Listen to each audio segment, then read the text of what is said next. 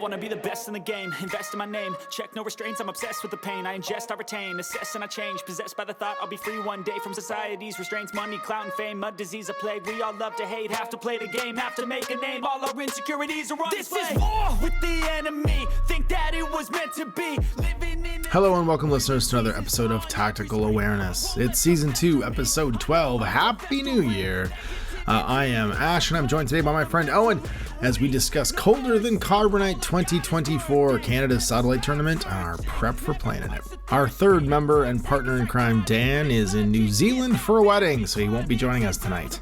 We'll also take some listener questions from the mailbag and answer some of your burning infinity queries as best we can. So let's jump in and get this underway. I'm excited. And grumpy. Yeah, it's gonna be fun. People are always grumpy though. People always want to be just the way it was. I find. And they don't even want that. That's it, exactly. Well, and they complained at the time too, because the way it was will also have problems. There's an imaginary version of like the existence Insert that they want. Game. Yeah. It's usually just I'd like to be 25 again. Not even game. It's just I'd like to be happy and feel fulfilled and not have responsibilities. I would like to play this in the state I was when I first played this. Exactly. I'd like to go back to 2010 and not have any of the responsibilities I have right now. That'd be great. That'd be tremendous. Hey everybody, Happy New Year. We're talking about welcome to Old World Cast. We're recording this on Old World Warhammer launch day. And so my phone's been blowing up. But I was just telling Owen that I haven't played a lot of Infinity and he has. So do go on. What have you been playing? I've been trying to figure out Carbonite. As some people know, I know we've talked about Carbonite coming up in February.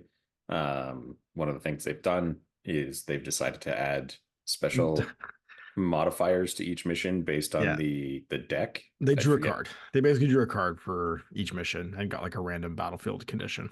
And for 3 of those scenarios, the battlefield conditions are incredibly impactful. They're swingy completely change the way you would otherwise come into that mission because of their existence. And so you need to adjust accordingly. And that can be our topic for today. Then we can do a breakdown of each of those cards and the mission attached to and talk about why. That'd be sure. Yeah, and then even just trying to find factions. Like I have a lot of access to models, and so that's the worst for you though, because you'll hop between ideas. You won't settle on anything until like the day before. Well, that's it. I've been playing like I had to have played 10 different factions in the last like 3 weeks. Yeah, that's how your brain works. Across 2 tournaments and like a half dozen like little games, and I have tried a whole slew of different ideas about what would work and what doesn't work. And the downside is I have been horrendously lucky and have lost no games and learned this nothing. Time and have learned nothing about like I played one last night where Tusser made 6 consecutive armor saves and killed a Hacktow, and it's like and she had no right to do so. Like, I don't think that's how this is supposed to work. I'm a 1-wound model. I know I have no wounding cap, but I have no right to be alive right now. Yeah, I got shot by the Sujan and killed it, and then I got shot by Liang Kai and killed him too, and then the Hacktow and crippled him, and just for sport, the Tiger Soldier who came in behind, I survived and turned around. The other thing that you tend to do is when you hop factions or hop ideas this much is you keep comparing the last good idea you had to the next thing you make and being like, yeah, but this doesn't solve this thing that I made. And then you like get in this vicious circle of there's never a complete answer to the nothing 10 but my own you do. optimal things.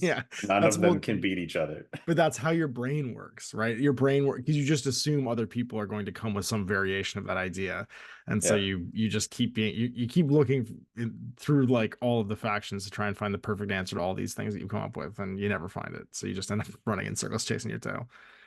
And then you end up like horrendously like cutting through until you have like the absolute bottom of like this is perfectly optimized, and you play someone who's like, yeah, I like bringing 2 tank hunters, and you're like, oh fuck, what am I doing? That's right. Yeah. Well, that's it. Because there's always some asshole there like you who takes some random gimmick skew thing that completely fucks up your plan, and you're just like, oh man, god Oh, damn it. I was implying the opposite, where you have Oh, someone okay. who doesn't worry too much about it, brings what they Yeah. like, and Yeah. it's like, is this a problem? Am I actually going to be all right here, or is it going Yeah. to go, I'm going to totally dismantle this person? Right. Well, on the flip side, I assembled the rest of my models for my one Carbonite list I'm bringing, because I'm just bringing one list because it's hack a slam, so I only have to bring one list. And it also has to fit in my carry-on. So I have assembled the remaining miniatures, and I'll tell you the miniatures I have to paint to take this list. I have to paint a McMurrow, and I'm going to use the Aristea Moonchild as my McMurrow. So I have like a different miniature, and it's bigger than the Moonchild miniature that's in metal. So like I have this cool plastic unbreakable in my carry-on McMurrow miniature. I've got to paint new Daylami. I have to paint my converted Sundic butt that I also converted out of an Aristea miniature. I converted it to Cosmo, so I have a like a proper one. I got to convert an AS Weir Spitfire, AP Spitfire. And I have to paint one of my Fides and a Muyib. And that's it. And then I got everything. All right. Do you have an Evo bot in your list? No, because I can't get the miniature. You have to rewrite in such a way that you will get an Evo bot then. You think I have to have the emo bot for last launch? Yeah. I don't think I do. Every single person who doesn't bring an Evo bot has lost last launch. Against you. No. The great thing about events is that other people play them and I'm not part of their games. Okay. And I can walk the round and go, what'd you bring? What'd you bring? Oh yeah, he had his Evo bot and it left on turn 1 and then I couldn't win. And it's like, I'll see if I can find one before then. I could drop I mean, I have one. I have a Hawk Islam Evo. No, I'll just see if I can find it. I'll just get a Daylami out because I can take the 8. Oh no, the Evo bot's 16, isn't it? 15. 15? Oh, that's right, because it's a Hawk Evo bot. Because he's 35 points in last launch. Yeah, I could just straight swap him for one. Yeah. I've got a guy I can swap. I could have a second list where just one model even comes if out. that's just your day 2 list, because in Panic Room they get the extra order, and then in last launch they are like mandatory. That's right. Yeah. So you want to run forward. You'll have a Fide and McMurder, so if you go two first, Fides and McMurder, you might just win off the face because you can kill both of their Evos, and then your Evo leaves. That's the plan, right? Like if I just kill him, there's no counterplay to that. No. Your opponent is going to be fighting for their life to try and come back. Yeah. Pinned down with all of the things is the plan. Well, this is why I'm like, I was going to play Assassins because I'd be playing the same list I played last year. Like, you wouldn't even change. It would just be, this is fine for these scenarios too, with one exception that you need to squeeze an Evo bot in there, drop the engineer or whatever. Well, on the upside, I have most of your greatest hits from last year's list, except for 2 Sundic bots. So I'm pretty excited. I think it'll be fine. If I can find another extra Evo bot, I'll paint it up too. I'll have that as my optional list, and then I can play on day 2. But if it means that I'm playing one list all through day 1 and one list all through day 2, I'll be fine. My brain won't melt from that because that is 5 games over 2 days. That would be my preference anyway. And day 2 is all the room missions. So yeah, exactly. Well, that's it. They've divided it up that way. Which I think is interesting. And it is of course, I wonder how many tickets have been sold now. What the attendance is going to look like. I haven't looked on the website for a while. Let's go look on the Infinity website and look at the Colder Than Carbonite 2024 is looking like. It's looking like Infinity, the universe. It's now the universe, by the way. You can't go to Infinity the game and get the same results. And we have to go to community. How many people was last year? Like 46, 45? Yeah, it was upper 40s. I don't think it made it to 50. No, I don't think it did either. Events browser. It's on the 2nd, 3rd, 4th. Colder Than Carbonite. Current registrations are. Hey, I see Dan's there. Also, for anyone wondering, Dan's in New Zealand still, which is why he's not here. 1, 2, 3, 4.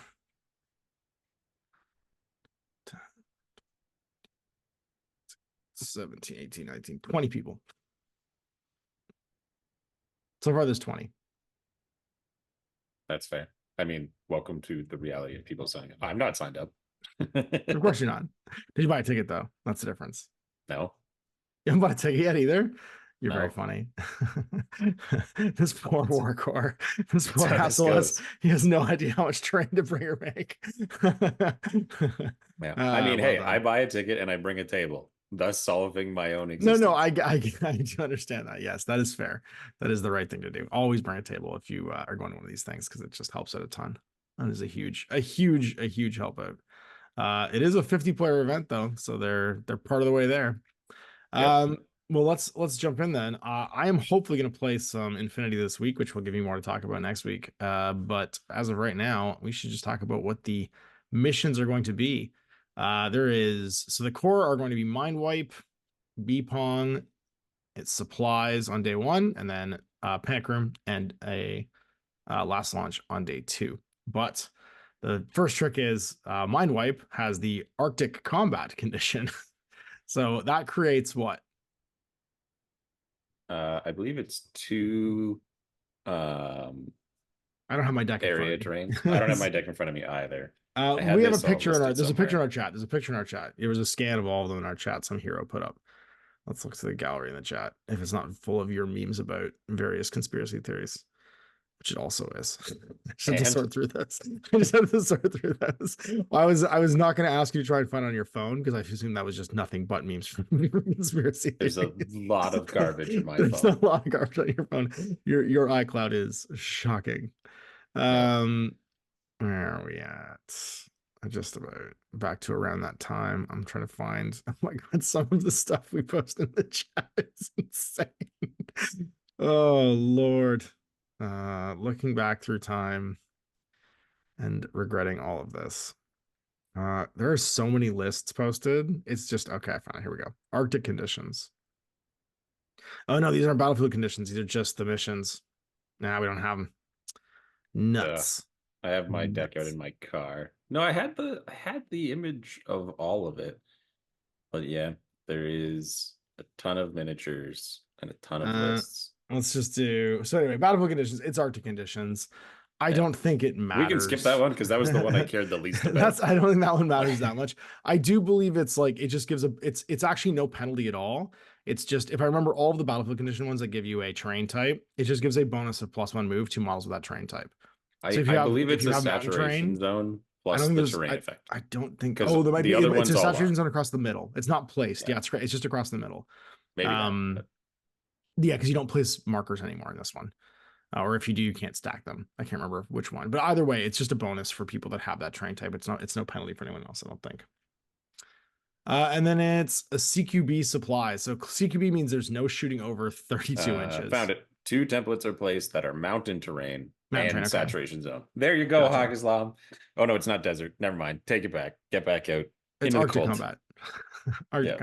Arctic combat. So there's 2 mountain terrains that are saturation zones. So 2 round same thing. Right. So because they're mountain terrain, if you don't have the terrain total or mountain terrain, if you touch it, you have to stop and then do another order to get into it. Yeah, because it immediately ends. Yeah, and it's a saturation. Right. So pretty in Mind Wipe, meh, it's fine. Like Mind Wipe is a pretty straightforward. I brought a drop troop with a DA weapon or dog. Explosive. Yeah. Nor McMurrow. Yeah. Or I have a dog or whatever it is that can fly across the map. Yeah. I have McFidays that will handle all of that for me. All you do is have somebody go push buttons and then the McFidays can handle all of that. Exactly. Because literally I have a model for each one. I have 2 Fidays and a McMurrow that can go walk around and do that.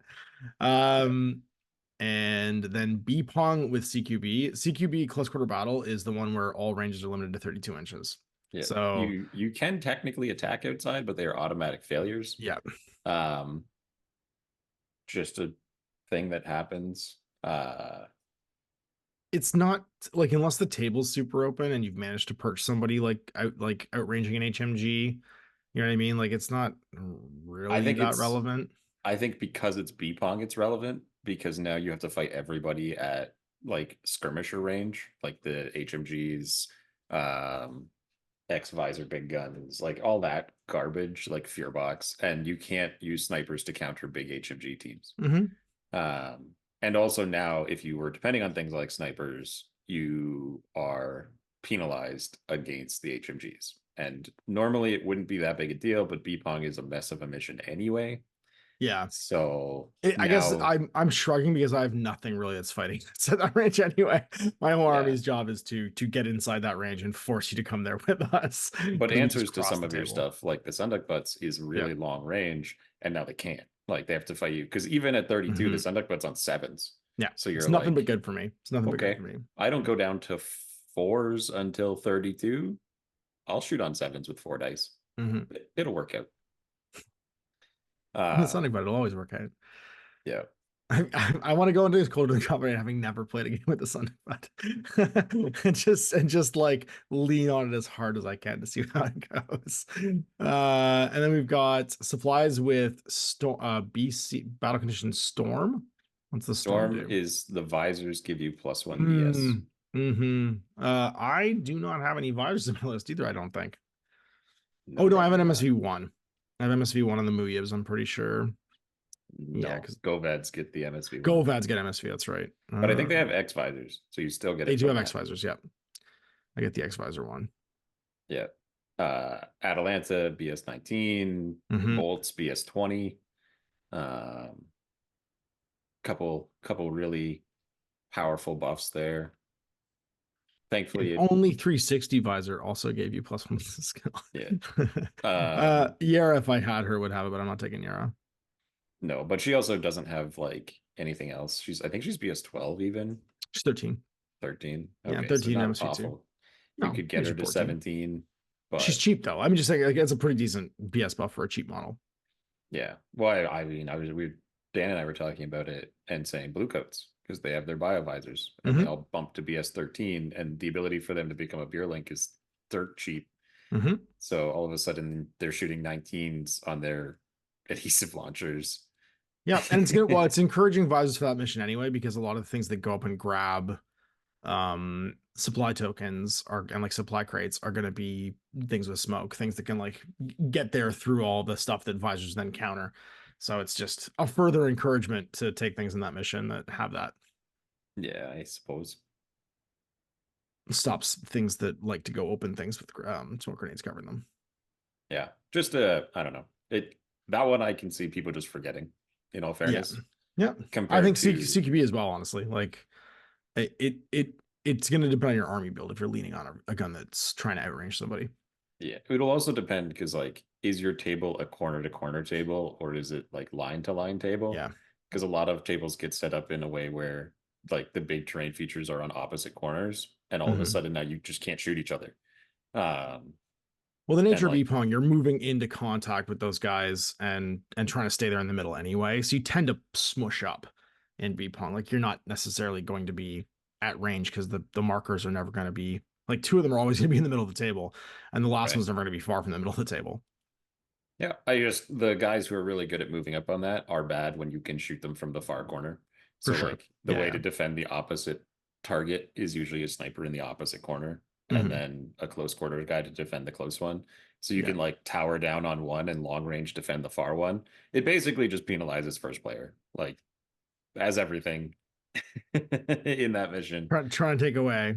Yeah, because now they have to be at all 3 of them instead of at 2 of them long range protecting the third one.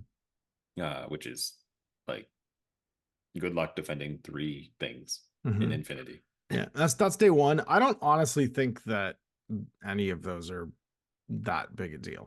The Arctic combat one could be good for some people who are aggressive. Like like they're just defensive. The things you can put in the way of your opponent's sniper positions to reduce burst and make it so link teams are ineffective. Like, honestly, anytime you get to place down, like, there's armies that are going to try and brawl or use templates versus armies going to try and outrange you at range. Having those 2 templates you can place down anywhere on the table, including your opponent's half, where it stops people from dominating with snipers and stuff. Like, Atalanta doesn't like having a saturation zone plunked in front of her fire nest. Well, you have to put those down prior to deployment, right? So, sure, but you just take whatever the overwatching position is. Like, the terrain's not going to change that point, right? I think the real trick is you put it right beside the box that they have to blow up and cost an extra order at least to get to it. Because you can't put it on it, but you put it like next to it in the just block all the zones. Yeah, whatever direction they're going to head to it from. Whatever way in. Yeah.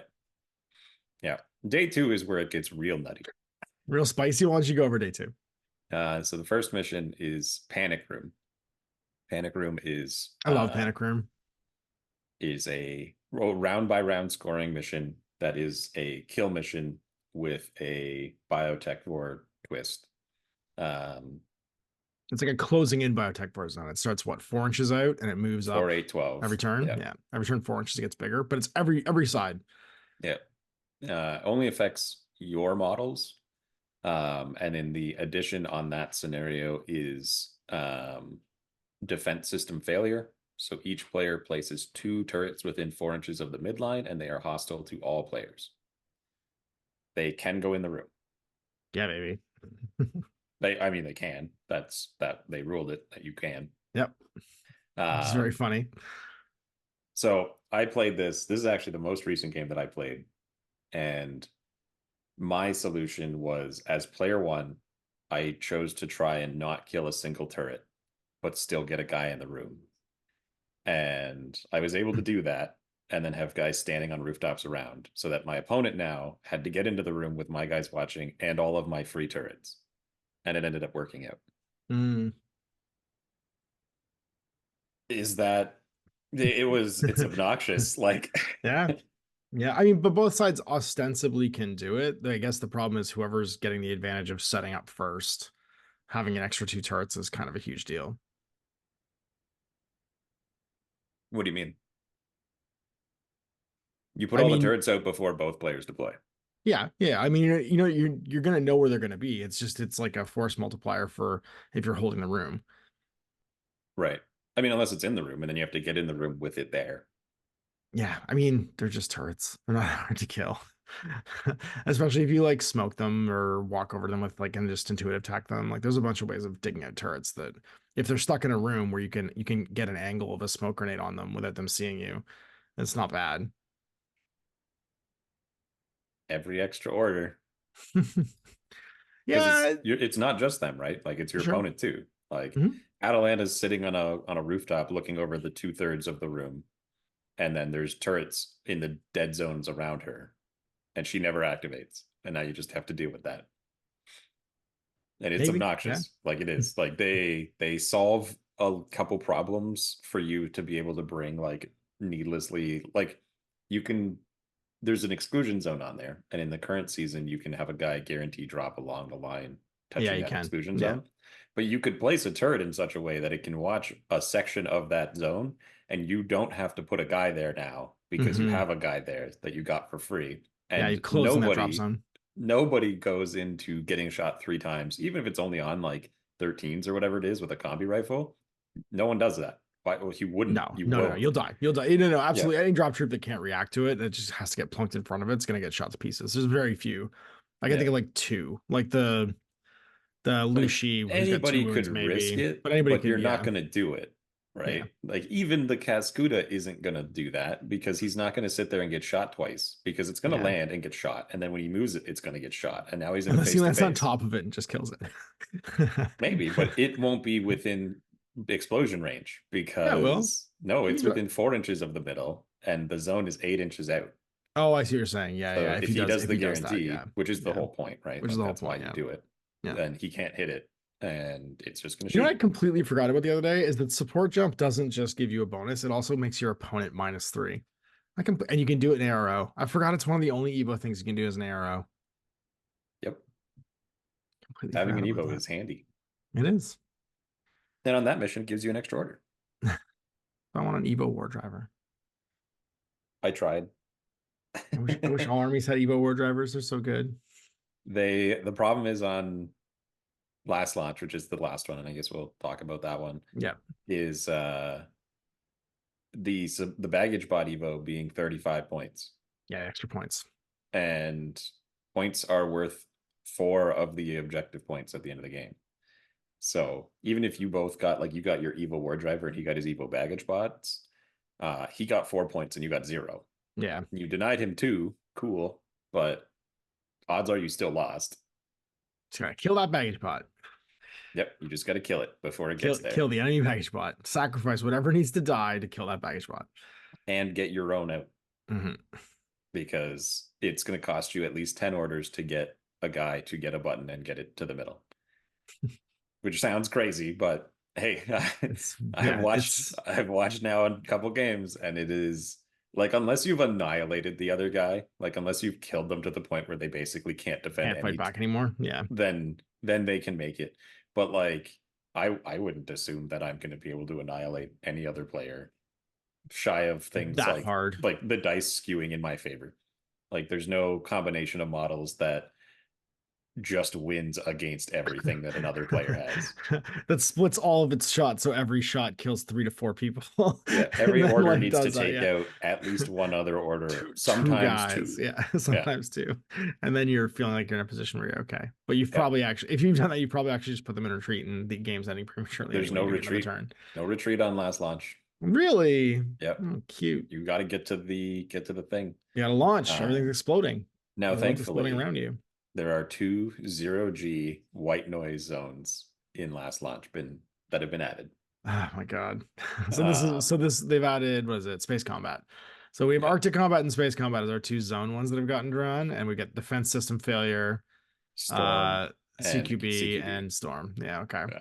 So space combat, it's just the same. It's 2 zones, and they give what's the Battlefield convention that I'm thinking of where it's just a bonus for people that have a skill? I thought there was one that was like urban combat is everybody gets +1 move, and terrain total gives everyone +2 move.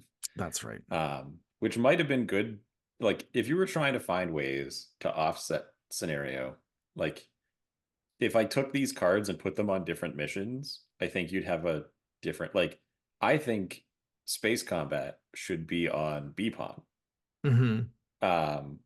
Or Arctic combat on BPOM, because the saturation zone will give player 1 a chance to actually score points. Yeah. Like, or you put defensive turrets on last launch, because now it's harder to get the Evo bot out turn 1. Like, you can act, because the problem is the Evo bot can walk up and be on the far side of the room, and then in one order enter the room and push the button and leave, and you cannot stop it, and it can't die. Yeah. So there's nothing you can do. If he gets to within base to base with the room, he's safe. How do you stop that? Well, you put a turret right there, like in the door, blocking the doorway, and they have to fight it now. And like, if you had done that, you might have like reduced the power of that player 1 on last launch. So like, I don't know. It is what it is. Like, you got to play with what it is. So, or we got to play around it, but it's at least creating some conversation and some like, I like the idea here, into it. But I would have changed, like, instead of just randoming the cards, I would have been like, which ones of these will do a custom? Yeah, do a custom. Have it make sense. Yeah, which ones of these will actually change the state? I actually feel like and this is a conversation that happened the last time I listened to folks talking about, I think it's BCB, which is an Australian tournament, and CanCon, which is their big satellite tournament. There was some debate by the guys at the Lost Lieutenant podcast talking about how they thought every major event like that with like 50 players should have one original mission in it. Should have a mission that's like not a mission everybody's been playing all season. You know what I mean? Like, do a custom mission for it. And whether it's like what you're talking about, where it's take an existing mission and give it a battlefield twist or something like that, but that's like by design, you know, make people have to like do something they don't normally do. I thought that was a good idea. So why though? Like, I'm of the opposite opinion on Reflex. Why? That like, well, you're of the opposite opinion on Reflex on everything anyway. Maybe, that's just but that's your at reflex. least because this has come up already, where me and another guy were talking about it, of like the place to experiment and try out what scenarios are like is generally in a smaller local event, and that the bigger events are where you're going to play like, here's the missions. We're going to be playing against really competent people who have a lot of thought into their lists and are the kind of folks that are going to travel and get a hotel and hang out and play Infinity. So like, shouldn't that be like the purest sense of the game, like without the fun add-ons? Now maybe you do a big event that has the fun add-ons, like your beer machine equivalents, but that's its own thing, right? And like, this is supposed to be big So tournament. my lots argument of against people. that is if it's a convention big tournament, or if it's this is a high stakes, lots of people who are playing with high elos tournament. Because convention tournaments, and this is something there are satellites that take place at conventions where the players are of wildly different quality. Some of whom maybe that's the only game of Infinity they play that year because they're at a convention, and so they're doing it because they like the game and they're at a convention, not Right. because they play all year long.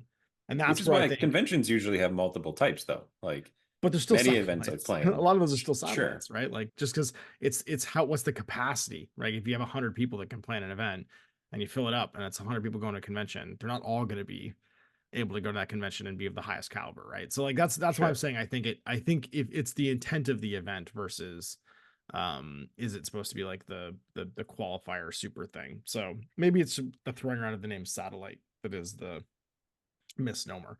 Because I think if you're talking about it being like something where it's a satellite event and it's supposed to determine who the highest quality players is, then I also think there should be like an elo threshold minimum. Right, you have to have at least Sure. 1100 elo to get in, or 1050 or something like that, and I'm okay then with everybody going in nobody shows up. because I don't actually believe that Elo is a indicative of it would quality. be it would be in that case, but only because Arguably. if you get over a certain elo threshold, you've played enough game. Well, because your elo stops growing when you play the same people over and over again. It doesn't grow as fast, Right. the way that's calculated. And so like arguably if you get to a certain elo, then you've played against people with a high enough elo enough times, you know what I mean, to have it Right. matter. And then that's where it would actually matter. And then everybody get paired round one by elo. Yeah, but like I don't two. know. I guess the thing is like your elo stops growing, you're playing the same people, but your meta happens to just be a horrendous shark tank, right? Like that doesn't. Oh, there's always going to be, but I mean, that's where like the Yeah. traveling matters. That's where it's like your Sure. meta. Like if you know that about elo and you know that about your meta, that's when you get in your car and you go to a different place and you play Well, other it's people like, to make sure that it yeah, grows. this guy's got like 1100, but like his 1100 isn't the same as this other person's 1100 because he And then got you play and you 1100. find, well, but then you play, and what happens is that guy's It elo resets changes. next round. Yeah, Exactly. yeah. Exactly. No, There's I two get people that. playing it and it fixes itself. But like Yeah. arguably speaking, you should never be paired against anyone with less than 1,000 elo right now. Right. you shouldn't be Like playing them. me Yeah, because or your in elo is general. what, like Oh, 1150. Like yeah. if elo actually mattered, like you don't go to any kind of like elo ranked chess tournament and play someone with an elo of like 920 when your elo is like 1200. Like you just don't do it. It Right. doesn't work that way. That's why the elo system, it's a cool way of looking at things in this format, and I like that there's some kind of like yearly reset for it. But one, your year should never actually reset. It should just be forever. Like you just keep your elo forever. And Right. then two, well, I guess you keep your elo forever in chess because chess never changes. There is a reason to reset elo in Infinity because every year what you're playing for changes. So technically it's a new set of parameters for playing the game. Right. So it does make sense that it changes and resets, but like I mean, you could have two. You could have a global exactly. and a Yeah. seasonal, right? And then you could Yeah. look back like video games do this where they'll have your rank over like you're a gold 3 player in season 1, Of and what? then season 3 you're plat 2 or whatever, Yeah. and then there's like a summary of like your total stats sort of Yeah. thing. But I mean, I don't know. It's already a huge system that is just for free in Yeah. Oh Infinity. no! And I'm talking about the like it could be, it could just not be called elo. You know, you could just right, call it something right. else. Just have it just be like a different kind of Yeah. breakdown. Have It's it be being more. calculated like ELO though, so Yeah. like I get why it is the way it is. It's just Yeah. I love it. I think it's fun. I had said on the Discord the other night that I had a goal of trying to become #1 solely so I could make unsolicited claims on the internet. And But it's very funny though, because like Dan's elo is like 971, and Dan is not an elo 971 player. He's no, a but much he has better the player than problem of he and I go to the same events every single time. And that. because he'll always get stopped And end at up playing you at the end, and that's yeah, and it kills him exactly, every and it time. kills his elo. It Yeah. literally, like, that's what's beating down his elo, is that he's playing you over and over again on top tables. So no matter how many games he wins, like if I look at Dan's last 6 He games, did actually I he can did only see his also last 6 have games. Yeah, a he had series a of bad stretch. games Yeah, he one had a week. stretch of bad games too. Yeah, Yeah. he's, well, no, his last 6 games, 2 of them are losses to you. Then Yeah, one is a loss to somebody else, and 3 are wins. So, and also his wins, I think, are all against guys with a higher elo than him. Yeah, probably. yeah, they're all against dudes with like elos in like the thousands, so like almost like 1050 or whatever, which is very funny. So like his elo's garbage, but all the people he's beaten have a higher elo than him because he keeps losing to you. And you just keep dragging his dick through the dirt. Oh my God. You don't even know that. We talked about it on, I think, the last show that we talked about. Actually, I don't know if Yeah, we even talked about it because I'm not sure if we have we filmed might have since missed it. then. It's been 3 weeks, so Yeah, because we we might did have missed talk it. about it where Dan and I played in an event and I lost my mind over the course of that game as he Oh no, we was did talk about it. No, we did talk about okay. that last episode. Yeah. It's the one where like you He was kept just dicing doing me into the yeah, grave. Like everything didn't work, and yet you everything still I beat his did was ass. Yeah, failing, and then I won by like 9-1. He yes. was like, oh, Yeah. okay. Also, the mission, but wasn't supplies? Didn't it like super swing at the end? Because it was supplies. Yeah, it was It was supplies supplies. Yeah, because and he a had 2 or digger 3 just of them, and a digger just like walked through his entire I army and had took away the 2, he supplies. had 1, and then Mhm. he just needed to walk up and kill 2 guys, and then the digger walked out, killed 3 of his, took his box, and then my 2 people just killed everyone who came at him at the last turn. Yeah. Yeah, this is me going into loss of lieutenant and losing every face-to-face roll and like Just losing blah blah life. blah. And yet But somehow his and then at the very end I win. can I tell you what the VPs were in that game too, Owen? Because I can see Sure. the scar for me. You had 156 points left. He had 7. Yeah. Yeah. And then And you won 156, 7-3. And you won 7-3. 140 of that I lost at the top of one or like the bottom of Yeah, one, of course where you he just did. like walked forward and annihilated everything in front of him, and then he could do nothing after that The point. remaining bottom half of your army just killed everyone in his. He had Yeah. one it looks like he had 1 bot left at the end of it. He had 1 7-point flash bot left. Yeah. That was all. That's very funny. Yeah. That was an experience. I love watching that. That is one nice thing about the ELO system and the ITS system in general, is that we can look at everyone's stats, like, and see their last games. Like you have 1, 2, 3, because you're undefeated in this season so far. You have 1, 2. No, 3, I have a tie now. 5, It's 6, weird 7, that it counts it 10. sort of as a Oh, win. it does, doesn't it? I can see it. Yeah. Because it still says it's a W because I won on the tiebreaker, Yeah. but it actually is a tie. Like For depending. for ELO, it's counting it as a win on the tiebreak, Yeah. but it's an actual tie for the tournament Yeah. points. Where we played. Actually, I can talk about that. Blitzka. I'm looking at him. Yep. I mean, to be fair, you had 200 to his 56 points left. He's a great ELO. He's a great player. It looks like 1100. 100%. He was a great player. And the best part about that game is we both played like garbage. And the reason, so I was doing particularly well. And then I made a like catastrophic mistake where I had Ajax attempt to fight a Caliban. And the real thing I should have done is just shoot him. I could have shot him. I had the orders to shoot him, but I'm like, haha, I'm having fun with Skater Man just thunding everybody. And so I berserk into him. I crit him because I have CC 30. And then he hits me with the decharge back and goes, Protheon, I heal 3. I take 4. I live. And it's like, oh no. And then to follow it up, after now it's flipped where I no longer have my big hitting piece. I've got like a couple secondaries. His drop troopers, the Cadmuses, land and scan Atalanta and then kill her. And I'm like, oh, okay, I can't kill them in ARO. I just keep shooting them and they keep being alive and I'm losing all my guys. And then just to turn it back again so that I didn't just lose, his Caliban goes into camo directly beside the Nazmat or the slave drone that's connected to it within a half-inch of them. And then Hector's like, oh, thank God. Plasma. Yeah. something shoot that hit guy. Finally. God damn it. Yeah. I'm gonna walk out and I'm gonna look at that little bot. Do you want to react? And he's like, I know what I did. Oh shit. I should not have stayed next to that guy. Never give somebody a body to shoot something off of. Yeah. Yeah, but I love bouncing shotgun templates off bodies when people aren't looking. You can't shoot me. Oh, but I can shoot that corpse. Yeah, just to make sure he's dead. A lot of my games tend to be blowouts. Yeah. At least with like survivors. I mean, to be fair, how many of the games in that last list of 10 games did you play with 2 or a Squall and 2 Yadams? No, none of them in this one. This last like pile of events that I've played have been me bringing wildly different things to each tournament. Gotcha. Where like this one I'm going to play Steel Phalanx, and I'm going to bring Cilia, and I'm going to bring these other units that I never play. And then it's like the one before that, I'm going to play Vanilla Ariadna because that's one of the factions that I have the choice to play. Or I played games of QK. I might play QK at Carbonite. They're really good now. They are really good now. Yeah, they weren't good, but with some new models on the way. Coruscant's pretty great. Extra Harris and Coruscant. Those two things. Yeah. They were like very excited for them. Yeah, because I do think it's funny that they're the other catalog faction too.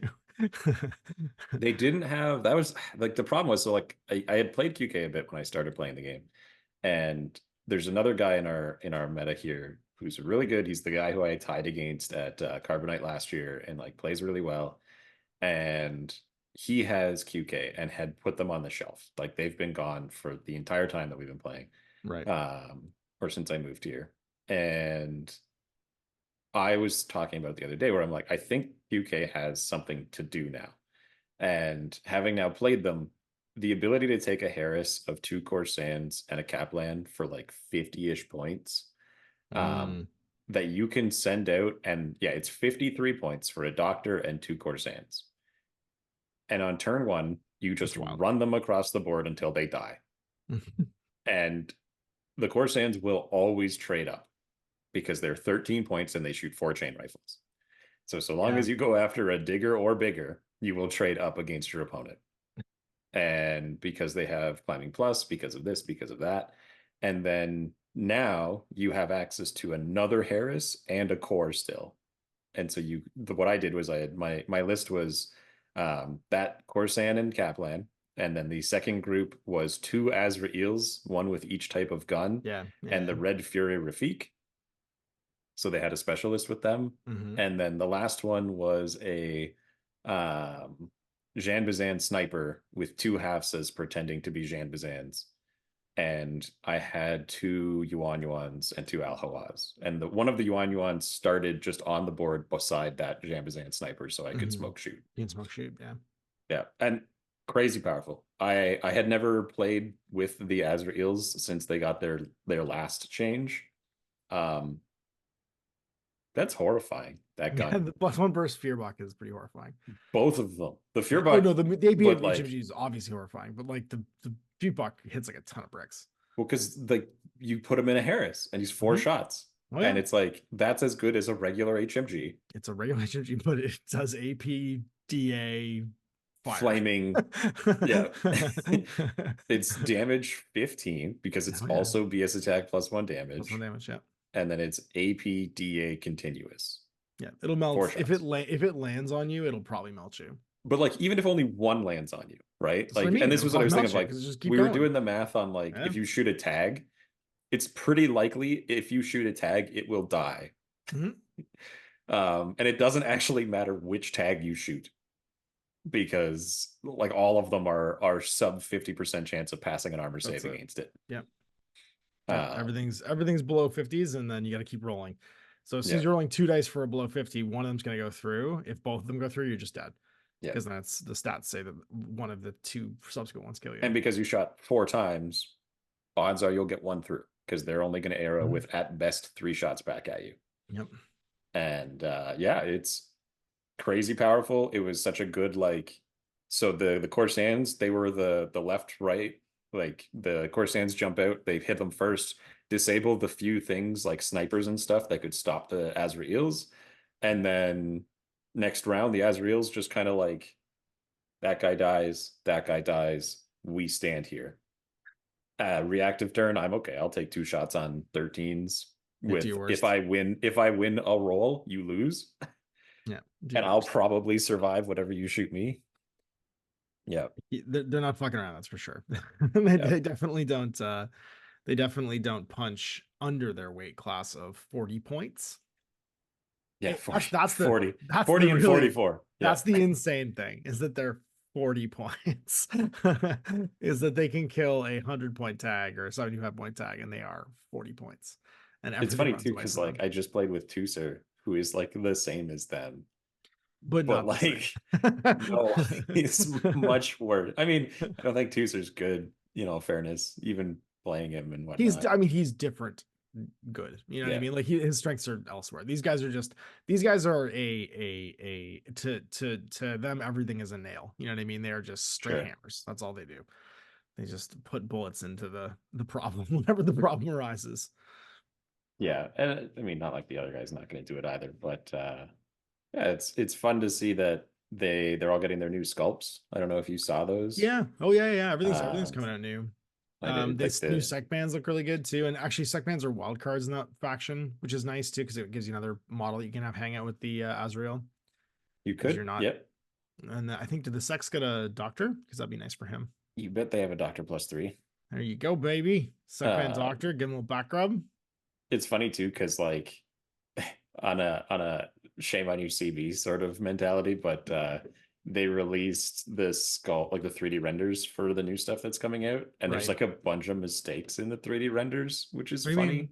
So like one of the sec band renders, the like tubes they have on their backs, Sure. he doesn't have those, but then the model does, or like Oh, it's like the digital isn't assembled basically. yeah, There's like there's pieces missing. Yeah. yeah, but they're in their like normal pose, but Yeah. they're just like Yeah. missing Yeah. pieces. Or like the remotes, like the day one ones, because the new um what are they called? Aleph remote stuff. They're Yeah. getting their The little punch release. bots. They're punch bots and shoot They bots. still had the sprue pieces on their feet I saw in the that. Yeah. digital, and it's That's like, funny. what happened here? Well, what happened was the designer was asked to send those over and then didn't Yeah, understand yeah, the yeah. assignment. Is what happened. In fact, they might just have a new designer because a lot of the paint jobs have changed. Yeah. You were pointing that out the other day, is the new Aleph stuff is in a completely new scheme, which is a lot darker. I don't think it's bad. I think it's just very jarring when you compare it to the very like bright white Aleph paint scheme they had before. And then same with the what is the other thing that was painted slightly differently? I think it was I think it was the hack stuff. Is the palette had like The changed hack slightly. stuff is, I don't know. I got mixed feelings about the actual models that have come out about The only that. thing I don't like is the Corsan. It just looks weird. Well, somebody pointed this out on one of them that it appears to be like a reference. Like there's No, it is. Captain Con, There's the Captain Con mini. They got turned yeah, into the reinforcement. Yeah. and then because that's what the Corsairs are, is because it's based on like a historical thing. Yeah. And so like they tied it in there, but Like the sec bands are just straight up new versions of the old sec bands. Same with the whatchamacallit, not the Bertuck, the Havs. because the Bertuck, I don't like his helmet. No, he's got a weird space helmet. I kind of like it. I think the maybe artwork Spansky. for it was really cool. The Yeah. model sculpt, not so much. But yeah, the Corsair of the Gate is very much like a space pirate. She's Captain Harlock. That's what she looks like. She's just female Captain Harlock. And then I think it's the Al-Hawa that has a new one. Who's no, just the like, Al-Hawa's always had weird hair. He's always had like big weird hair.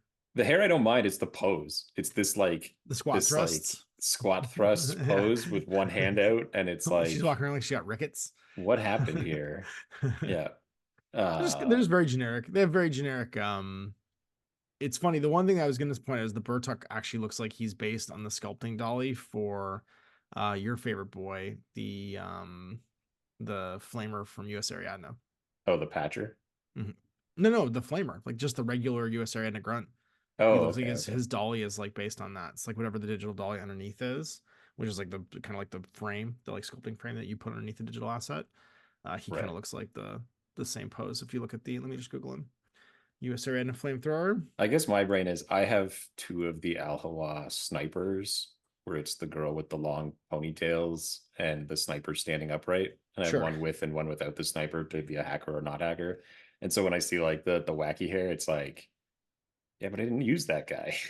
Yeah. But again, it's the if you look at it looks like it's just a mirrored pose. They're even leaning on their hip the same way. Check out the grunt heavy flamethrower, and then look at this guy. They're just a mirrored asset. It's the same miniature. The flamethrower is even the same. That's very funny. Yeah, that doesn't surprise me at all. Yeah. I mean, you just click mirror inside Blender or whatever your sculpting tool is, or and then keep going. Is it the is it the Grunt grunt heavy one flamethrower. or is Yeah, it the marauder one? the grunt heavy flamethrower. The either one, I think, because it looks They're like the pretty same thing. They're close. pretty Yeah. close. The marauder one, I think, is actually holding it the same. But if you look at the grunt, like he's actually leaning on his hip the same way. Right. Yeah. Well, whatever. They're new. That's cool. No, it's the grunt. It's the grunt that it looks the most like. Marauder's not. He's standing up straight. Marauder's not screwing around. But I the found my Bortuk US area is and stuff the other day. also amazing. So The Bortuk is also amazing. But he's immune to continuous, which is a funny rule. I think his triple Emerat is pretty cool. Yeah, that's also really cool. I was just noticing that the Coruscant of the gate has a +1 burst grenade, which I thought was really cool. You can throw 3 grenades at the same time. Holy shit. I wouldn't take that one because it's 19 points, but and you can just not roll dice and have 4 chain rifles come out of them instead for 13 points. But burst 3 grenades is pretty funny. I like Natural Born Warriors CC I 21 know you CC do. attack Yeah, -3 because Yeah. and you know why? Because it makes me as good as Shinobu. Sure does. Oh man. Makes you a Shinobu. I was talking about that with one of the guys who plays primarily JSA. And She's I was also like, got, just so you know, she's also got for your space combat thing. She's also got 0G. yeah, oh yeah, no, So she can go ripping through that. This is the we're gonna go through the white noise and shoot you with an Azrael. I'm gonna put him up. I mean, the ideal is you play Steel Phalanx, you bring Ajax, you walk in the white noise, and you suppress. There you go. And you go, excuse me? Or maybe not Ajax. Maybe you go all in and just bring Achilles with his Spitfire. Because now they can't see you with the MSV, and that means you're guaranteed a -12 to be shot at. Yeah, yeah. That's fun. All right. I interrupted your narrative, your story though. What was your story?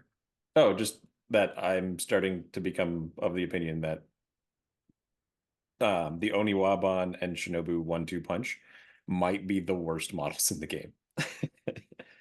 Like in a cost versus effectiveness thing, that they're like every game I play in this season, and like the more I've been playing recently, and I've been playing more recently. Yeah. I've played against them, I've tried to use them, and I'm really getting to the feeling that like there are more places where I have use for a ninja than I do for either Shinobu or the Oniwaban. Like, sure. I almost wish they change. If there was a version of infiltration that worked the same way as impersonation, it would be okay. But the fact that just give impersonation. Like, I mean, you could do that. You could do impersonation, or just like infiltration, and then you fudge it so that they can't fail.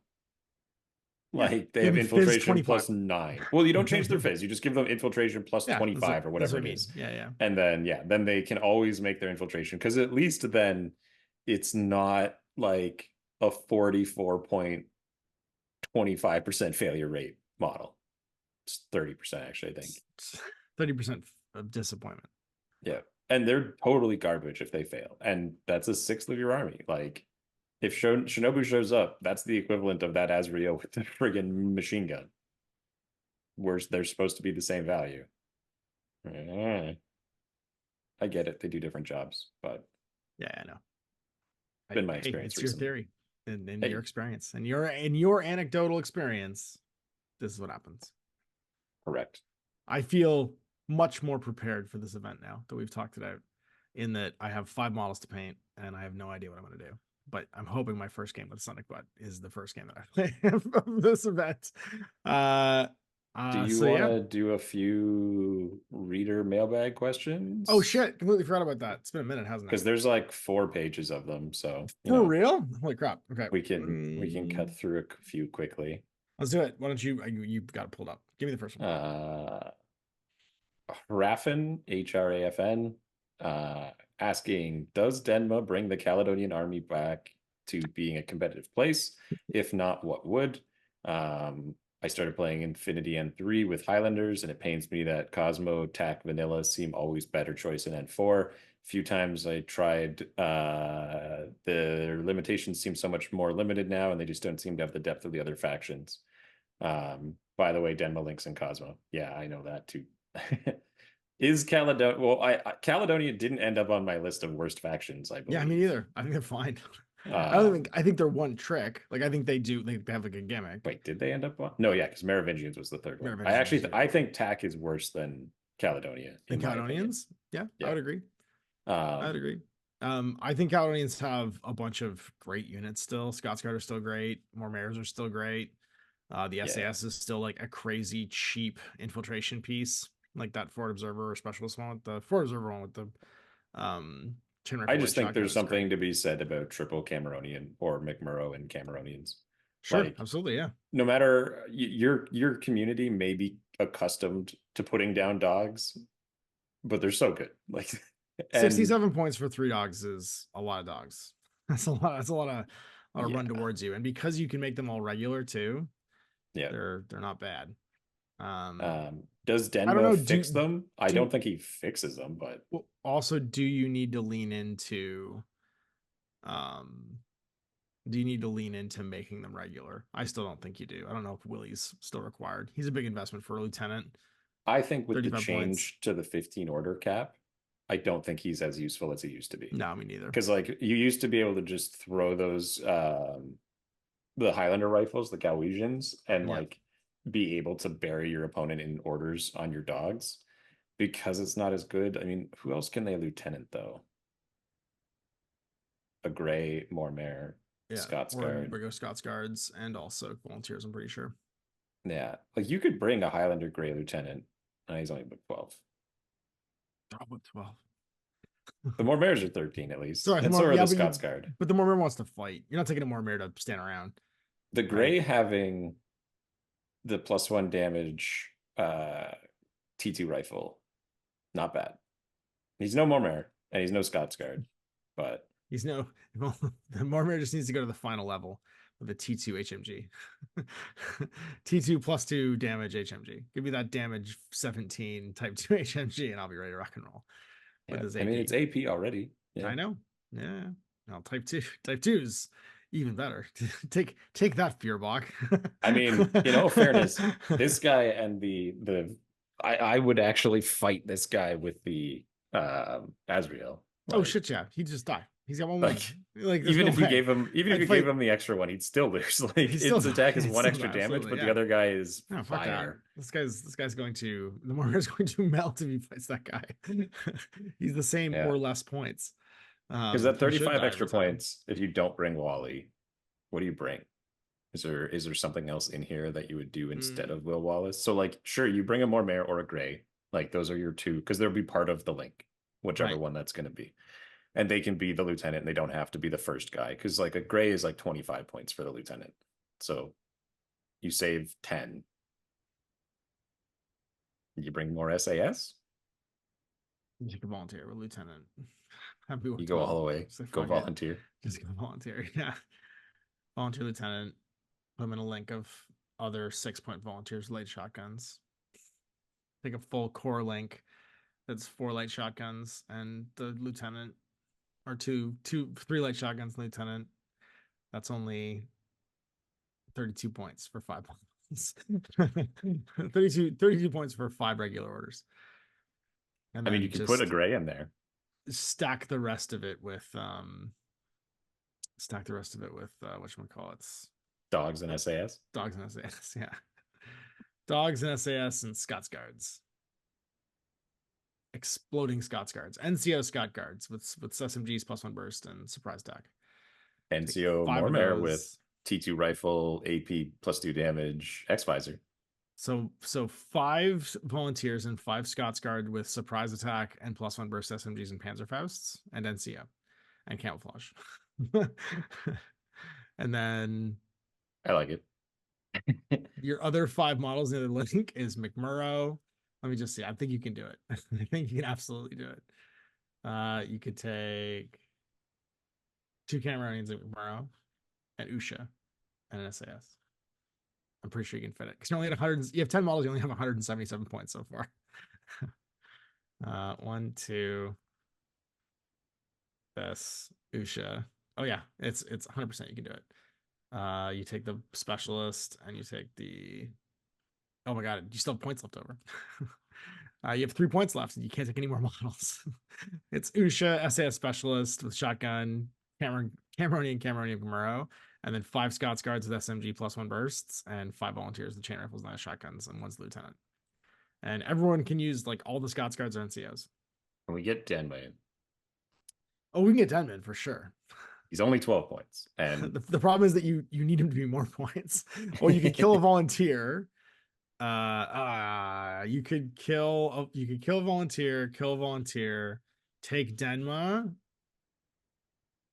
We can get Denman. We can do it. I can make it happen. And then one of the volunteers can become a... Nope, we can't do that. That's the best we can do. And then one of the... So you have a 4-man link then, and you take a war core. There you go, did it. I get a war core. And there's no attack aware. So you have Denman, 2 volunteers, and then a volunteer lieutenant, 5 Scots Guard, and a war core, and then the rest of it is Cameronians, McMurrow, Usha, and SAS. Yeah. How many SAS do you have? I have 3 in the list that I tried to make up here. Well, I just got 300 points. I have 0 SWC spent, and here, I'll just send it to you. It's equally stupid. It's just here, I'll post mine in the Patreon chat. Yeah, and then you can change the grouping because like that doesn't matter in this really, but it'll be equally dumb. This is the collection of models that I liked. Oh, this was just me going to the maximum of stupid. Fair enough. But mine is of the idea of like, stupid would be. Can you play Caledonian still? I think you definitely can. I think so too. There's a few scenarios right now that are going to make it hard for you because you lean on the SAS and Uxia so hard for your specialists. The sheer pile of exclusion zones are pretty obnoxious. You don't really have a solution to that. Sorry, but at least you have dogs, which are kind of the answer to that too. I think the question for me is, can you make multiple types of army lists? And it looks like you can. Yeah, because neither of us bought Catarans, did we? No, we did not. And Catarans are great. They may be irregular, but you could bring a Wallace list, and you could bring 4 Catarans. You're gonna break your opponent's brain when he has his suppressing tag, and you coordinate 4 Catarans to shoot him with T2 snipers. Yeah.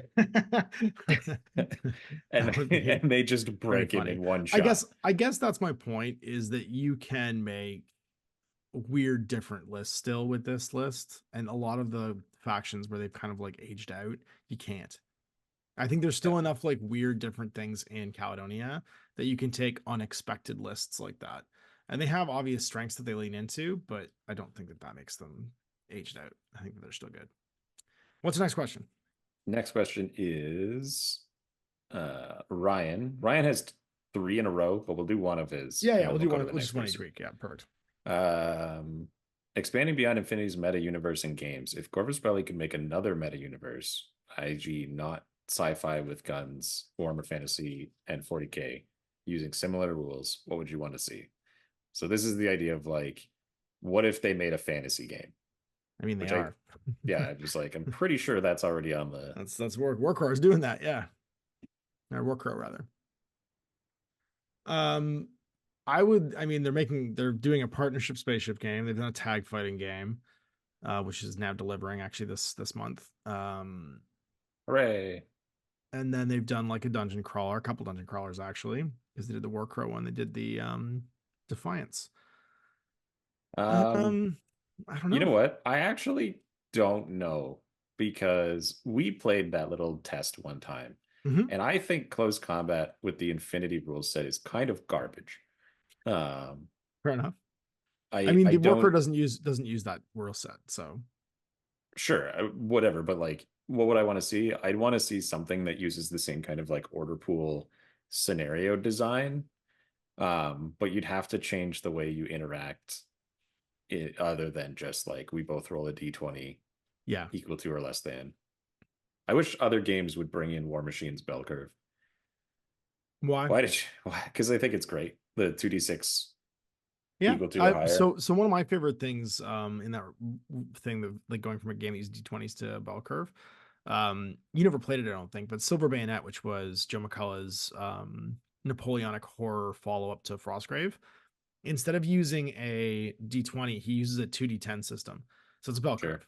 But what he did was he assigned one to be the skill dice and one to be the power dice. And so weapons would be different. And if you beat someone's defense, it uses literally the War Machine thing. Like you have like a defense stat, and then if you beat it with the bell curve roll with like mods and stuff, then you do damage. But your weapon types would be tied to the dice that you rolled. So the skill dice, like a rapier, like a fencing weapon, would be tied to the skill die, versus like a big two-handed thing would be tied to the power die. And so there'd be like other bonuses to those individual dice, like giving them rerolls or, you know, like doubling them or whatever it was, because that dice would be your damage. So your damage roll is built into your attack roll too. So I'd like that if you just took the ARO system and then expanded on that. So like you added like 4 variants of CC attacks as AROs, and then the active turn can choose which one they're going to do with separate bonuses. So like maybe there's dodge as a skill, and that's a modifier for one of your dice, and then there's like counterattack or parry. So one of the ways you could do that, well, one of the ways you could do that with the infinity system, which would be neat, is just use dice other than D20s. Like use the same equal under thing, but then instead of having modifiers attack your stat the way they do, have modifiers change your dice size. Right? It's like, let's say your stat's a 12. D6, 12, 10. That's right. Yeah. So like you're rolling a D6 all of a sudden, you're probably going to roll into your stat, but your opponent's going to have a bigger window to beat that roll, if that makes sense. You know what I mean? So like you have other ways of kind of skinning the modifier game, which doesn't involve modifying the target number. It involves modifying the RNG, right? To make it different. I'd like to see, so my favorite, it's funny because you talked about mechanically, my favorite thing in Infinity is the army building. I actually really like the way armies are constructed and designed. I like the like picking and choosing from a roster, like that XCOM feel of it. So I'd really like a Darkest Dungeon kind of thing, but with that kind of army design, if that makes sense. You know what I mean? Where you have like you have knight, and then it's like longsword, and then there's like a bunch, exactly, short sword, scimitar, dragoon, or you've got like dragoon with matchlock. You got dragoons with like polearm. You got like that kind of thing. Right. I think that would be fun, because I think half the fun with Infinity, and the reason why we always go back to it, is the tinkering. You're kind of doing like fantasy football lineups when you list build, like, you know, moving pieces around, trying to get it to fit just right. And that's, I want that in like another universe. I think part of game design that gets so overlooked is the pregame. And I think that one of Infinity's enduring sort of like strengths is its pregame. If they change the army construction, I think they'll actually have people become less obsessed with it, because I think part of what's so strong about the app and the army general like sort of like way of doing it is it feeds into this need that we have to constantly like rearrange things, to move our Legos around into new and pleasing places. Like that's kind of like the obsessive part of it with me, and I really enjoy that. So I'd like to see that like a fan, like just another theme, you know, like witch hunters or wartime gangs or whatever it ends up being. Well, there you go.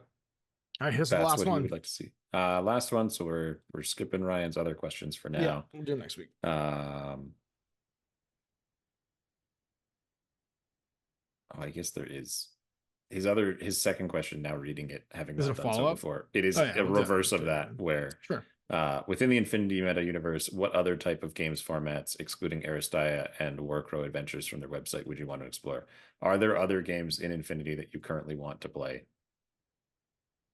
Well, we've already talked about the fact that I want to play like a good RPG style Infinity game. You know what I mean? But with like the miniatures, not just theater of the mind. Not that there's anything wrong with that, but I think it's there. I think they just haven't chipped away at the like obsession with the rules enough yet to get to it. Like you have to throw away the idea of balance still. You have to throw away the idea of like symmetry and the design and like the scenario building. And I think that there's like a whole unexplored layer of game under there that they haven't done yet. I want to play the spaceship game. Yeah, I'm excited you guys are going to try it out. Yeah. It looks really, really fucking cool. We bought all of it. Yeah, he did. Of course he did. Yeah, we'll get there. Dan eventually became obsessed with it. Yeah. Once we could have all of it, then we just did have all of it. All right. So Ryan, those are one, and then we'll do a quick one from Braden here, which is any advice on assembling big metal tags? Using rule of cool, I picked up a salamander and Mm. wondering the best way to assemble it. The model seems engineered specifically to explode with the least amount of force. Pinning and zip kicker. That's my advice. That accelerant, so like cyanacrylate accelerant, it's like a little spritzy bottle. And then pins. And what I would do is mount the pin, which is to drill a hole on either side of where the joint's going to be, and then put a piece of paper clip or some brass rod or something in there. But mount the pin first, which means drill the hole, put the pin in it, glue that with like glue and zip kicker, and let it dry. And that way, one half is already dry, and then do the other side. Yeah. And you'll have an easier time of getting it to stay forever. I have some very old, very heavy metal miniatures from the back in the day when everything was made out of metal, and they still hold together because if you just take your time, like don't rush, don't just try and like slam it together. It's a big centerpiece mini, like just spend a little extra time on it. Use more glue. That's my answer. Get the accelerant and use more glue, and then just spray it, and it'll all stay together. Glue. Yeah, Yeah. you want the shoulder lifted at least 5 millimeters from where it's supposed to be. I With the want a amount of glue you have in solid. there. Every part of this smooth surface has to not quite reach each other now. Yeah, I don't know. I haven't had too much trouble. The new tags and stuff that they keep making is also like better. Yeah, they do like So hexagonal joins. One of the things that it's so funny. I was thinking this the other day because I was building one of the new Bretonnian miniatures from the Warhammer the Old World box sets, and the new Bretonnian Duke on a Pegasus is the most miserable fucking experience I've had putting a model together in oh my God. forever. What did I build recently I built the Hammer Elves because Yeah, also over I guess the off time, Dan and I went to an Age of Sigmar you event did. and Yes, you and did. absolutely sharked the event, going undefeated with nearly perfect scores Because you through the both just entire brought day. just shit bag armies that were beautifully painted and built, which is the best part. They Yeah. couldn't be mad at you because you built nice armies and The brought them to fact that play I fun got a games. vote in the best painted I is know you hilarious did. in and of itself because they were just sitting in in a pile in a cardboard box, like not even displayed. Being abused as you abuse all your models. Anyway, though, um, having miniatures like designed to assemble be done by a computer is a fucking mistake. Like I get that it's efficient and it gets more parts on the frame, but some of these miniatures go together in infuriating ways, and they are not easy to build. They're not intuitive to build. And then just to finish my story, I went and built 150 peasant bowmen and Bretonnian knights with no instructions. yeah, So this one miniature of a guy on a Pegasus took me longer to build than the other 150 miniatures I didn't even need instructions for because they were just so easy to build because they were built by people by hand and then like you assembled them by hand. yeah. So The most infuriating thing for me was the fact that they're so similar, the pieces now on the newer kits. Like before it would be like left arm, right arm, sword, left arm, right yeah, arm, sword. And now it's like you have to use specific left and right arms, yeah, otherwise they won't quite fit together. that's it. And you And can't just like eyeball it. Like you can't no, just look at it and go like, and I guess I'll they're use this just one. close enough that you Yeah. can't just tell. The Yeah. two arms match. Like you have to have this left arm and this right arm to hold the gun properly or to have the sword or whatever it is to be Yeah. right. And And I these two get, pieces come in two separate pieces because of course they do. yeah, I get that it's a maximizing the efficiency of the mold thing, but it is sacrificing user experience. And I'll also accept that the models come out more dynamic and more Sure. interesting looking. But then the problem, like for me, was as soon as you get your second unit of those guys, they're all a mirror. Exactly the And same. you've lost the entire benefit of what you had done because your game and like if I can bring a squad of 20 and they're matching every 5 guys, I have the same problem as the monopose bowman, only it took me 3 times as long to build them. Yeah. I built almost 100 peasant bowmen and halberdiers. None of them are the same.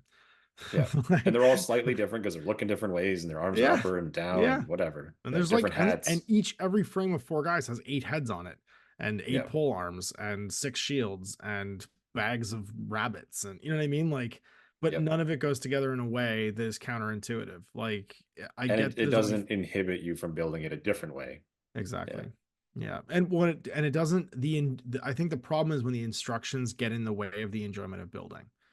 So when you have to be looking for the right number and the frustration of either clipping it wrong, because sometimes the numbers don't even point towards the right pieces, and you Yep. like grab the wrong thing and you spend 15 minutes wondering why the fuck this isn't going together. And they're tinier and fiddlier than Oh the my other god, ones. dude! Yeah. Like I had to build the harness for this horse because the model is, or this Pegasus, this model's like pulling the harness like to steer the horse, and I had no fucking clue how to put this thing together. It just is like a yellow piece and it kind of points generally where it's supposed to go, but because it's all on one picture, the angle that it's at, it's probably like maybe like half a centimeter long, this like strip of leather, this teeny little strip of leather that's supposed to be like a belt, and but it shows it to you end on, so it looks like I had no idea what the piece even looked like on the frame because it just looks like a tiny little sliver, because it's not showing me the length of thing, it's just showing me the end, like looking down Right. the barrel of it basically.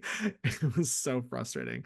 I was like, I have another one that's the BSB and it's the same Pegasus, and I was just like, fuck this. I'm not building this. This isn't happening. I'll build my 20-year-old peasant bowman, thank you very much. These dudes that are from 2003, that also blew my mind. The related, the pre-orders for this game came out today. Yes? No? Yep. No, is it a yes or a no? It's yes. Yeah. The pre-orders are up Yeah. today. No. Is the game a yes or a no? Oh, is the game a yes or no? It's a big yes.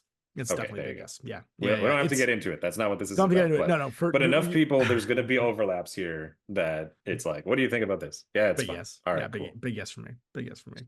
It There you go. tickles all the funny bones of being Rank and flank, fantasy, flank. Yeah. making sure their pants are all on the right way. Yeah, and not over. There's no wombos. Like Yeah. it's been scaled way back. Is back. there a half-point upgrade? No. I don't want to play then. If I can't spend half a point on a shield, then I don't want to play. Not yet. There's no Skaven slaves yet, but not yet. Yeah, that's half a point right. on a model.